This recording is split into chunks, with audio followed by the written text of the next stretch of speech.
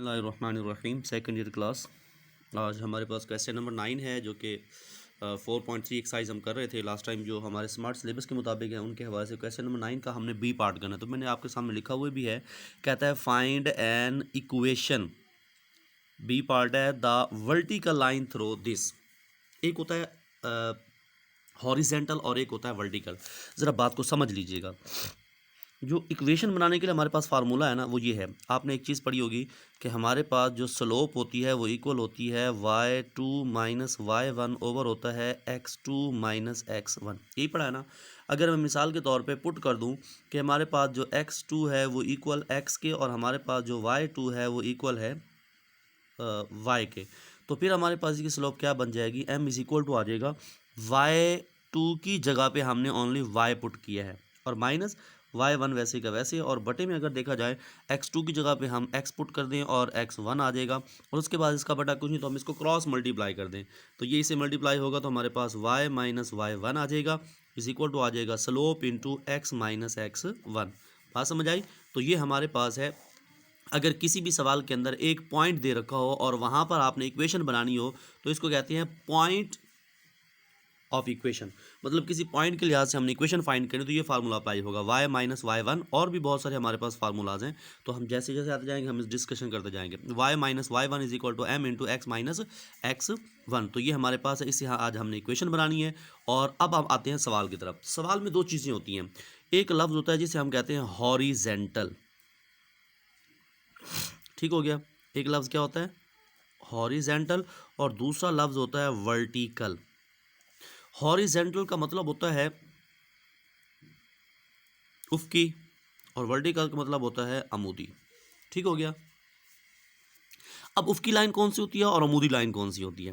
देखिए जी, हमारे पास जो ऐसे अगर हम एक्स एक्सिस और वाई एक्सिस के हवाले से अगर हम इसको ड्रॉ करें तो ये आपके पास एक्स एक्सिस होता है और ये आपके पास होता है वाई एक्सिस। तो ये हमारे पास एक्स एक्सिस है। क्या है हमारे पास है, ये एक्स एक्सिस। इसको हम कहते हैं हॉरिजेंटल। क्या कहते हैं इसको, हॉरिजेंटल कहते हैं। जबकि मैं दूसरा यहाँ पे ड्रॉ कर रहा हूँ, अगर इसके लिहाज से बात की जाए तो ये आपके पास एक्स है और ये आपके पास वाई है। तो ये जो आपके पास वाई एक्स है जिसे हम अमूदी कहते हैं, ये वर्टिकल लाइन होती है। कौन सी लाइन होती है, ये वर्टिकल लाइन होती है। मैंने थोड़ा सा इसको बोल्ड कर दिया ताकि आपको क्लियरली नजर आए। तो ये आपके पास होती है वर्टिकल लाइन। तो अब दो बातें यहाँ पर हो गई। सबसे पहले ना, मुझे इस इक्वेशन बनाने के लिए ना मुझे ना यहाँ पे क्या चाहिए, स्लोप चाहिए। तो स्लोप के लिहाज से बात करते हैं। देखिए, इस इक्वेशन के अंदर उसने रिप्रेजेंट किया है कि हमारे पास m जो है वो इक्वल आ जाएगा, उसने रिप्रेजेंट किया है x को, मतलब x एक्सिस को, जबकि y एक्सिस को उसने रिप्रेजेंट नहीं किया ना, तो y एक्सिस हमारे पास क्या होगा, वो जीरो होगा। हमारे पास फार्मूला होता है y2 माइनस y1 और बटे में होता है x2 माइनस x1। अब m वैसे का वैसे इज इक्वल टू आपके पास, देखिए उसने तो y को रिप्रेजेंट ही नहीं किया, तो y क्या आ जाएगा, जीरो, और बटे में आपके पास ये क्या आ जाएगा। मिसाल के तौर पर मैं कहता हूँ जी ये कुछ भी आ सकता है, ये 1 आ जाता है। एक मैं एग्जांपल दे रहा हूँ। तो हमारे पास m जो है वो इक्वल आ जाएगा जीरो के। अगर आपके पास लाइन होगी हॉरिजेंटल, लाइन होगी आपके पास उफ की, तो उसकी तब स्लोप क्या होगी, आपके पास जीरो के इक्वल होगी। अब हम यहाँ बात करते हैं। हमारे पास स्लोप का जो फार्मूला होता है वो होता है y2 माइनस y1 और बटे में होता है x2 माइनस x1 होता है। अब यहाँ बात करें, आपके पास m इज इक्वल टू, अब देखें y ऊपर है और यहाँ पर हमारे पास ये जो लाइन है ये आपके पास वर्टिकल है और ये y एक्सेस को शो कर रही है। इसका मतलब है y एक्सेस 1 होगा और बटे में आपके पास जो x एक्सेस को तो शो ही नहीं कर रहा, तो हम उसको क्या करेंगे, इग्नोर करेंगे। तो उसका जवाब क्या आएगा, जीरो। मतलब यहाँ पे y एक्सिस की बात कर रहा है ना, x एक्सिस की बात तो नहीं कर रहा, तो इसलिए x एक्सिस हमारे पास वो रिप्रेजेंट कर रहा है तो उसको हम कर देंगे। जबकि y एक्सिस को रिप्रेजेंट कर रहा है और x एक्सिस को रिप्रेजेंट नहीं कर रहा, तो वो हमारे पास क्या आ जाएगा, वो हम अपनी तरफ जीरो पुट कर देंगे। तो हमारे पास इसकी जो स्लोप आ जाएगी वो अनडिफाइंड आ जाएगी।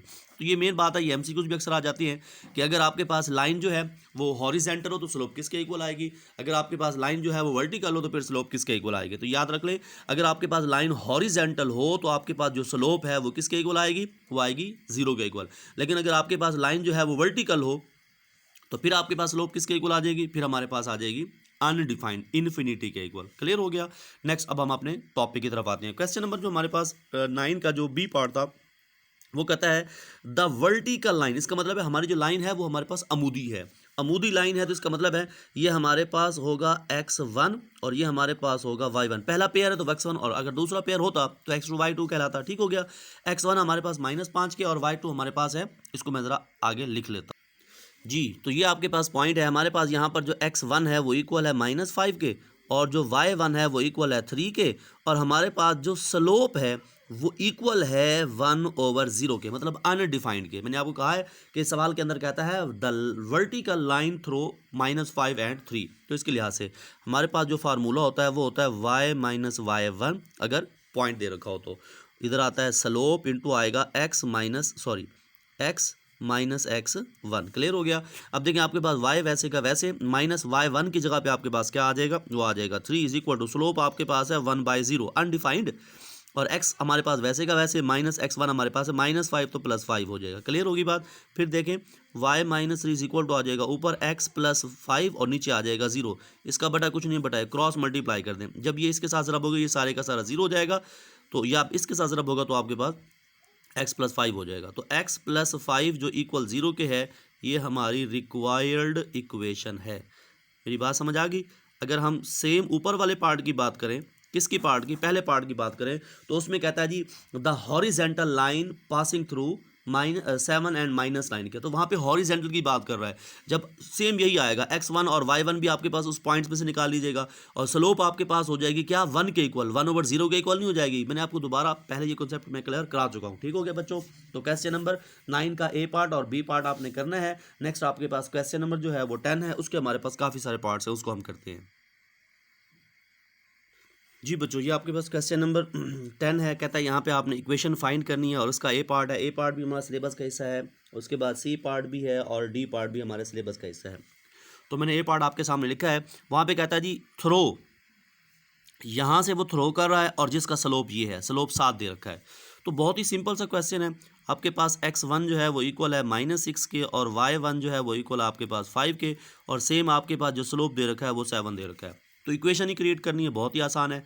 y minus y1 is equal to आपके पास है m into x minus x1। तो देखो y वैसे का वैसे -y1 की जगह पे आ जाएगा आपके पास 5 इज इक्वल टू आपके पास स्लोप आपके पास 7 है। x की जगह पे x वैसे का वैसे -x1 की जगह पे आ जाएगा -6 तो +6 हो जाएगा। उसके बाद आपके पास y minus 5 is equal to 7 को अंदर मल्टीप्लाई करें, 7x प्लस आपके पास जब 7 को 6 के साथ ज़रब करेंगे तो आपके पास क्या जवाब आएगा। तो नेक्स्ट आप ऐसा करें कि 7x को यहीं रहने दें, y को भी इधर लेके आएँ, और प्लस का 42 है, प्लस का 5 हो जाएगा, इज इक्वल टू आ जाएगा 0 के। तो हमारे पास 7x माइनस वाई 42, और ये आपके पास हो जाएगा टोटल 47 इक्वल 0 के, और ये हमें इक्वेशन रिक्वायर्ड थी। सो हमारे पास क्वेश्चन जो है वो हो गया। तो सेम आपके पास जो बी पार्ट है उसको आप अगर देखें, सॉरी सी पार्ट जो है उसको आप देखें, वहाँ पर एक पॉइंट दे रखा है, और पॉइंट दे रखा है वो है -85 और हैविंग स्लोप अनडिफाइंड। मतलब जो आपके पास स्लोप है ना अनडिफाइंड, अनडिफाइंड होता है 1/0, तो ये स्लोप दे रखा है। सेम आपके पास जो पॉइंट डी है उसमें आपके पास 2 पॉइंट्स दे रखे हैं। 2 पॉइंट्स के लिहाज से आप क्या करेंगे, 2 पॉइंट्स के लिहाज से आप ऐसा करेंगे कि आपके पास दोनों पॉइंट्स का आप स्लोप ले लेंगे। मतलब पहला पॉइंट उसको आप x1 y1 का नाम दे दें, दूसरे पॉइंट को आप x2 और y2 का नाम दे दें। आपके पास x1 और y1 आ जाएगा। स्लोप का फार्मूला होता है आपके पास m is equal to y2 माइनस y1 ओवर आ जाएगा आपके पास x2 माइनस x1। इस तरीके से आपने स्लोप निकाल लेनी है। स्लोप निकालने के बाद फिर आपके पास 2 पॉइंट होंगे, पहला होगा x1 y1, दूसरा होगा x2 और y2। इक्वेशन बनाने के लिए तो हम x2 y2 का इस्तेमाल ही नहीं करते, इक्वेशन बनाने के लिए तो हम x1 और y1 का इस्तेमाल करते हैं। तो उससे आप इक्वेशन बना लेंगे। ये आपके पास क्वेश्चन नंबर 9 और क्वेश्चन नंबर 10 जो है इसको आप आगे मजीद इंशाल्लाह कंटिन्यू करेंगे। नेक्स्ट हम अगला क्वेश्चन स्टार्ट करेंगे। क्वेश्चन नंबर हमारे पास जो अगला है वो हमारे पास 13 है, उसको हम इंशाल्लाह नेक्स्ट करेंगे।